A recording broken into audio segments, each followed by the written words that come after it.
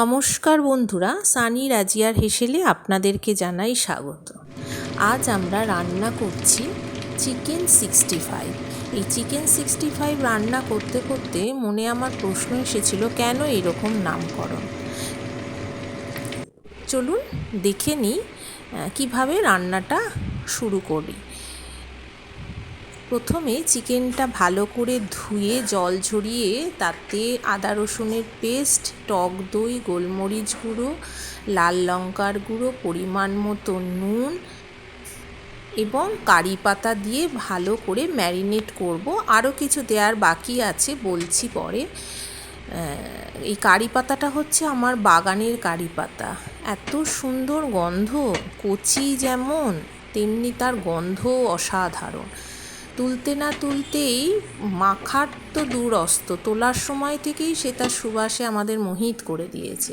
তারপর একটা ডিম দিয়ে ভালো করে হাতের ছোঁয়ায়, ওটা হচ্ছে প্রথম ম্যারিনেট করে রাখার কিছুক্ষণ পর আবার দ্বিতীয় ম্যারিনেটেও কারি পাতা লাগবে গোলমরিচ, রেগুলার নুন, বিট নুন, চালের গুঁড়ি আর কর্নফ্লাওয়ার। এখানেও ভালো করে হাত দিয়ে চিকেনের গায়ে সমস্ত উপকরণগুলো ভালোভাবে মাখিয়ে নেব, যাতে সমস্ত উপকরণগুলোর স্বাদ চিকেনের মধ্যে চলে আসে এবং অবশ্যই কারি পাতার গন্ধটাও যেন চিকেনের মধ্যে আসে। এখানে ম্যারিনেটটাই হচ্ছে প্রধান, কারণ এই রান্নাতে আর বিশেষ কিছু করার নেই। ম্যারিনেট যদি ঠিক মতো না হয় তাহলে কিন্তু খেতে সুস্বাদু হবে না। যেমন টকের ব্যাপার তো এখানে নেই, লেবুর পরিমাণ, ঝাল আর নুন, এই দুটো। কারি পাতাটা দেয়া হচ্ছে একটা সুন্দর স্মেলের জন্য।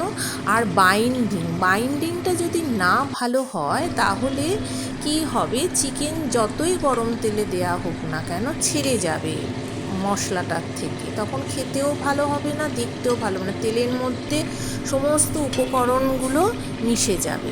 কিন্তু সৌভাগ্যবশত আমাদের বাইন্ডিংটা কিন্তু খুব সুন্দর হয়েছিল, একটার সাথে একটা লেগেও যেমন যায়নি, তেমনি চিকেন থেকে মশলা ছেড়েও যায়নি। আশা করি আপনারা দেখছেন। 2 কিলো চিকেন একবারে তো ফ্রাই করা যায়নি, মানে 2বার কি 3বারেতে ফ্রাইগুলো করা হয়ে গেছে।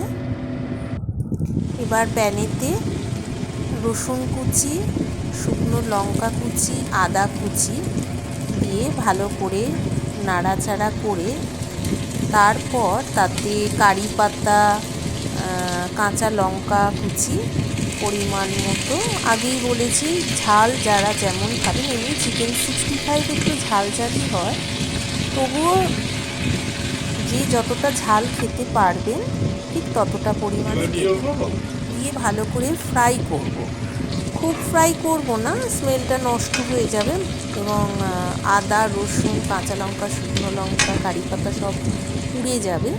তাই সামান্য একটু ভাজা ভাজা গন্ধ বেরোলে ফ্রাই করা চিকেনগুলো প্যানেতে দিয়ে দেবো। দিয়ে ভালোভাবে সমস্ত উপকরণগুলো যাতে চিকেনের সাথে মিশে যায়, উলট পালট করে সেটাকে নাড়তে হবে।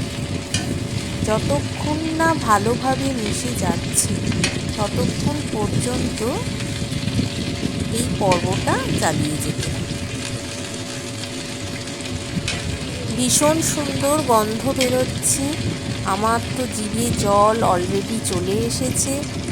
আপনাদের কি হচ্ছে আমি ঠিক বলতে পারবো না, সেটা আপনারাই কমেন্ট করে জানাবেন, খুব ভালো লাগবে। তাহলে আমার রান্নাঘর, বাড়ি, সমস্ত কিছুই শুধু চিকেন 65-এর সুবাসে ছড়িয়ে পড়েছে। আর মনে হচ্ছে কখন নামাবো, নামিয়ে ঝাঁপিয়ে পড়ে খেতে শুরু করব। আসলে আমি তো ভীষণ লোভী এবং খেতেও ভালোবাসি, খাদ্যরসিকও বলা যেতে পারে। তাই এই সব খাবার দেখলে চোখের সামনে জাস্ট স্থির থাকতে পারি না। কেমন লাগলো অবশ্যই জানাবেন কিন্তু।